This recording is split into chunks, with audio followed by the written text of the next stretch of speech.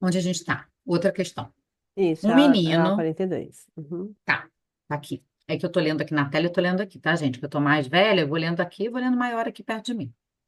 Um menino de 9 anos é levado no consultório pelos pais devido à dificuldade de concentração na escola, impulsividade e hiperatividade que atrapalham as aulas e o convívio com os colegas.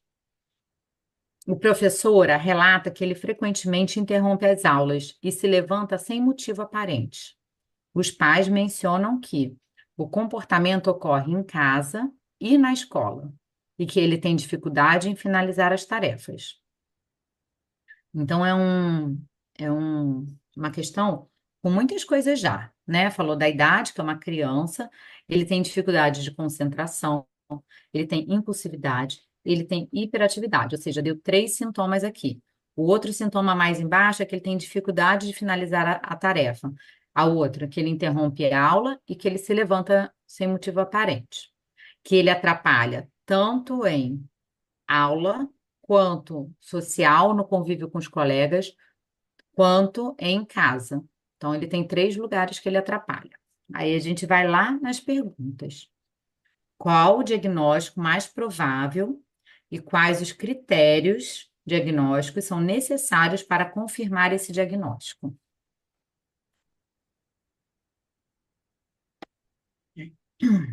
Então, vamos lá. Qual o critério diagnóstico?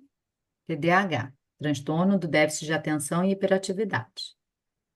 Perfeito. Tá. E aí, ele pergunta quais são os critérios para confirmar. Aí coloca aqui, né? Aí o Caio botou lá, impulsividade, presente mais no ambiente, papapá. Vamos esquematizar aqui nosso pensamento. TDAH, então tem atenção e hiperatividade. Então a gente tem que ter pelo menos um sintominha de atenção e um sintoma de hiperatividade e impulsividade, que eu vou falar desses sintomas. Esses sintomas, eles não podem ser assim, putz, nessa semana, ele tem que ter pelo menos é, 6 meses, tá? E ele tem que estar em pelo menos dois ambientes. Então, aqui, nosso menino, ele já tem, aqui está dizendo o tempo que ele tem? Não diz quanto tempo ele tem. Mas por que que a gente fala esse negócio de tempo? Às vezes, sofreu um abuso. E naquela semana o garoto é um catiço. Porque, na verdade, é o jeito dele colocar para fora que ele não está conseguindo se focar em nada, porque ele está em sofrimento interno, tá? Então, não é isso, não é um sofrimento agudo, é algo que está fazendo parte dele há mais de 6 meses e em dois ambientes. O outro é que dê prejuízo para virar um transtorno não é só característica. A gente tem que pensar que está dando algum prejuízo. Prejuízo onde? Em alguma atividade, ou a social, ou a escolar, ou na carreira, tá? E a gente tem que descartar alguma outra condição. Ou seja, o menino ficou um castiço porque teve um abuso, ou teve um castiço porque tem outros sintomas ali associados, de descobrir que esse menino tem, sei lá, até TEA, né? Ou até uma doença mesmo, orgânica. Então, a gente tem cinco coisas que são cinco premissas de critério diagnóstico para o TDAH. Deixa eu ver se mais alguém escreveu. É TDAH, transtornos de déficit de atenção e hiperatividade, que o Danilo perguntou. Critérios de desatenção. Então, a gente não consegue, às vezes, ficar numa atividade por muito tempo. A gente evita tarefa que dá mais trabalho para a gente, mais esforço mental. A gente perde objetos, né, que às vezes são necessários. A gente fica muito distraído, esquece coisas, esquece os compromissos. É, parece às vezes não escutar, dependendo do grau do TDAH, parece que ele é surto, na verdade. Você chama, chama e o garoto está lá no mundinho dele lá, tá? Então, essa é a parte da desatenção. A parte da hiperatividade, da impulsividade. Às vezes é hiperativo mesmo, fisicamente falando, ou seja, sobe em todos os lugares, dá cambalhota por aí dentro do consultório, mexe em tudo, faz tudo ao mesmo tempo, pergunta sem parar, interrompe a sua fala, interrompe a fala dos outros. Então, às vezes, isso dá muito prejuízo social com os amiguinhos, porque ele não consegue escutar os amiguinhos. e às vezes ele não é hiperativo fisicamente, total assim, né, desse jeito, mas ele mexe sempre as mãos, não consegue ficar parado, tem aquelas pernas, né, ansiosas, mexe o pezinho, mexe nas coisas, bota a coisa na boca, quebra o negócio, está aqui conversando com você e mexe num objeto. Ele não necessariamente levanta e corre da cambalhota, mas ele fica mexendo nas coisinhas.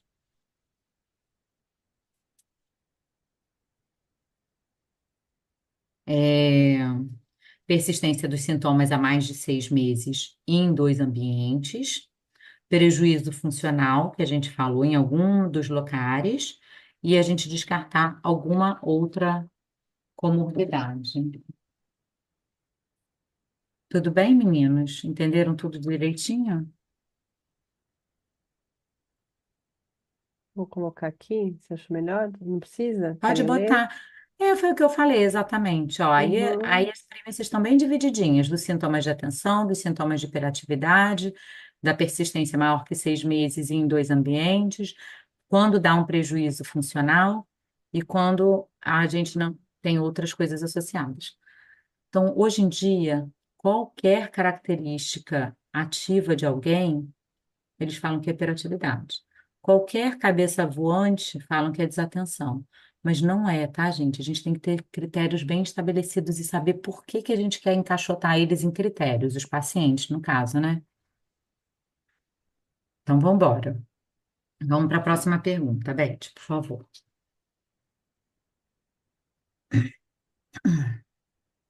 Número 2. Quais ferramentas podem ser usadas para avaliação dessa condição na criança? Então, se tem duas ferramentas que a gente pode usar para a gente fechar um diagnóstico de TDAH. Vocês sabem? Os nomes são difíceis. Eu não sei se vocês estão estudando esses nomes, porque se cair na prova, vocês têm que saber esses nomes. Mas a gente pode, de repente, descrever e chegar lá, sei não. Viz também não. A gente pode descrever e, de repente, a gente ganha o ponto pela descrição. Aqui, eles colocam um negócio chamado escala de Conners, tá? Mas a escala de Conners nada mais é do que vocês entenderem aqui, é mandar uma avaliação para os pais e para os professores medir a desatenção, a hiperatividade e a impulsividade. É um questionário com várias perguntas. O que que eles têm de positivo, o que que ele tem de negativo, como ele se comporta em sala de aula, como ele se comporta em casa, se ele perde objetos, se ele se distrai facilmente. Tem 500 coisinhas para colocar. Se tem agressividade, se não tem agressividade. É, Conners, Conners, tá? Mas se vocês esquecerem o nome, vocês vão colocar é, enviando uma avaliação técnica preenchida por pais e professores. E tem dos adolescentes as autoavaliações, eles mesmos preenchem deles também. Então, o que que eles acham? Se distrai facilmente, você perde objeto, ele pode colocar, porque ele também tem autocrítica dele, para pai e professor. Isso tudo vai juntar e o neurologista ou psiquiatra pode, através disso, já dar um diagnóstico, tá?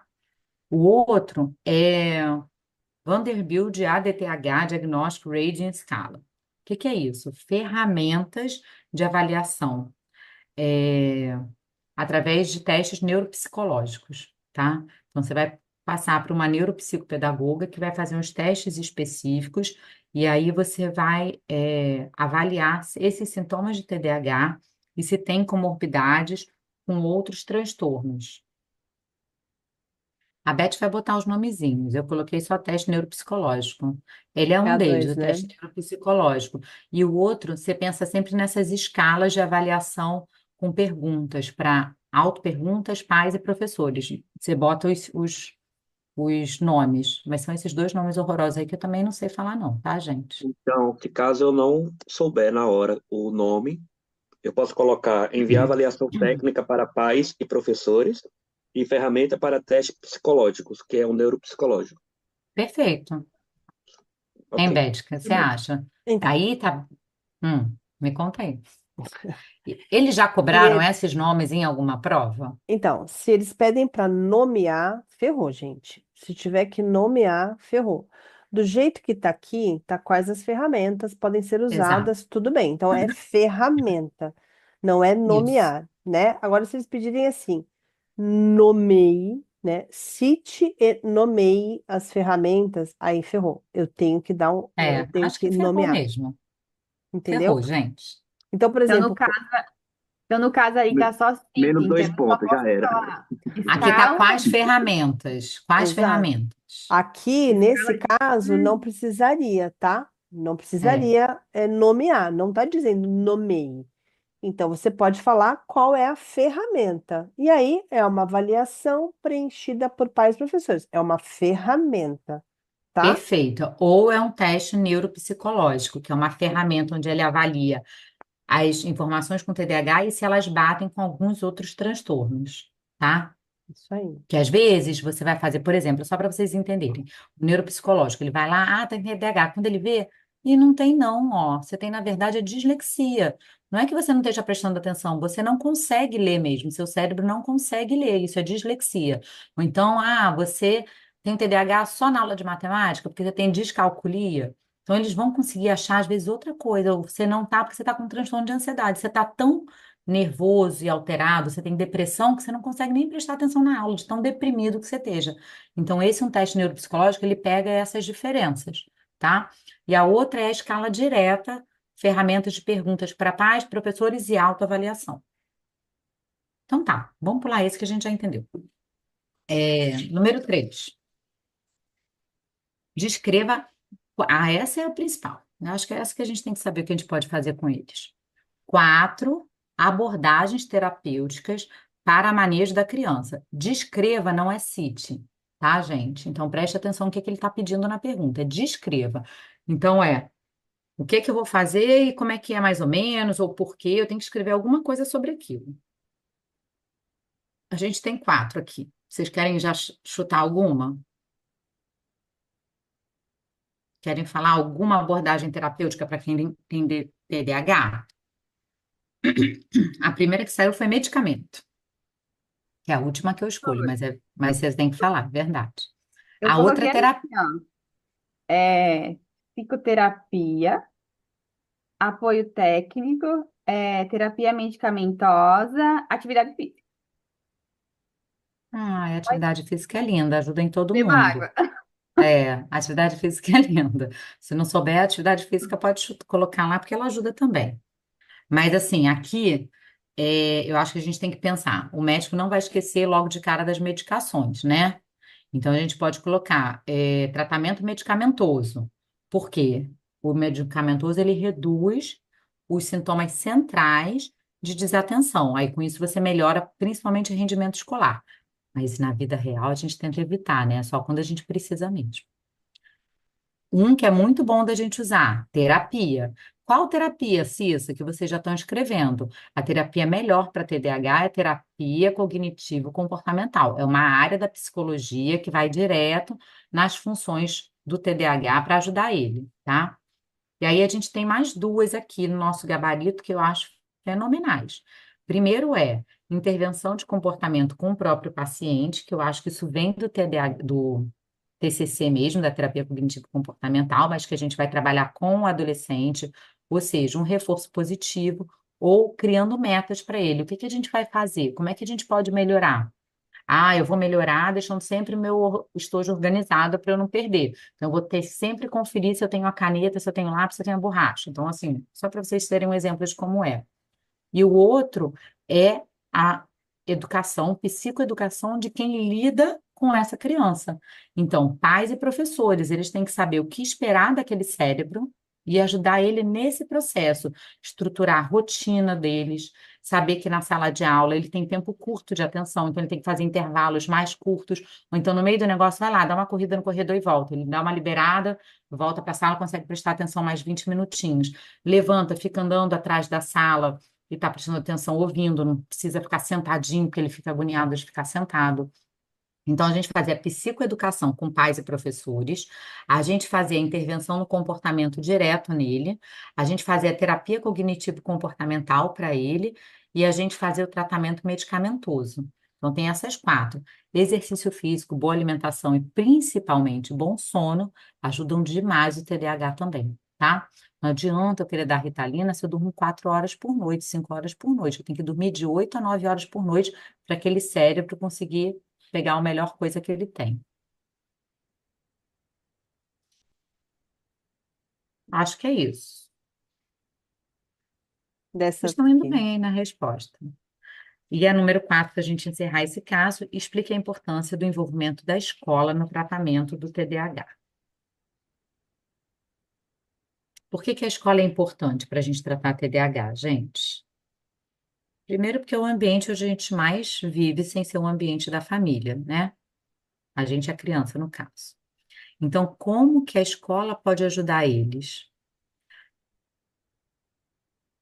Tan, tan, tan. Querem que eu responda já de cara? Então, a escola, ela pode, ó, explique a importância. Então, explique, a gente vai ter que conversar. Na escola é o ambiente que a gente convive mais, sem ser um ambiente de casa, ou às vezes até o que a gente convive mais do que da casa, tá? E a gente consegue ajudar eles quando a gente entende como eles funcionam, as crianças com esses cérebros, e a gente faz as adaptações pedagógicas, ou seja, prova num lugar onde ele tem menos distração, então uma salinha separada, em vez daquela sala, né, de simulado ou de muitas crianças. Adaptação da prova, às vezes perguntas mais diretas para eles do que uns textos compridos, que ele se perde no texto, então ele não sabe nem dizer se ele sabe ou não responder a questão. Então, instruções claras para eles, intervalos curtos de atividade, a gente conseguir treinar o professor, né?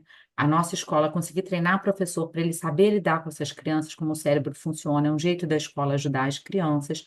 A gente fazer um ambiente colaborativo, onde os amigos todos, né? A gente está conseguindo entender que aquela criança ela tem uma necessidade de ficar em pé, de se movimentar na sala, para a gente ajudar ele a se concentrar, isso é muito bom. Será que no Revalida tem como adaptar a prova? Teoricamente, todo concurso ele é obrigado a adaptar a prova. Se você adaptar a prova com perguntas diretas que nem essa, eu acho que não adapta mais isso, não, mas dá um tempo maior de prova, sim. Na É teórica obrigado por lei. aconteceu isso, tá? Na É teórica a obrigado gente por sabe o que lei. aconteceu. Na prática, agora a gente vai ver se eles vão fazer, porque eu não tenho histórico se na prática aconteceu. Mas a gente tem alguns mentorados que já fizeram um pedido. O pedido foi deferido, eles estão com a documentação, mas a gente vai ver como vai funcionar operacionalmente. Mas na teórica aconteceu, tá? Quem teve essa questão ficou um pouco mais de tempo na sala fazendo a prova, tá? Isso a gente já tem relato, colocando isso, tá bom? Na prova prática que ainda nunca passou. Na prova prática, eu não tive histórico, ninguém me contou o que aconteceu, se aconteceu isso. Então, agora eu sei que a gente tem, se não me engano, acho que são 2 ou 3 mentorados meus que estão com essa solicitação. Só vou saber realmente o que vai acontecer lá, porque veja, ali é um circuito. Então, eu estou muito Uhum. curiosa para saber como é que eles vão fazer. Provavelmente, eles devem fazer como os sabatistas, né?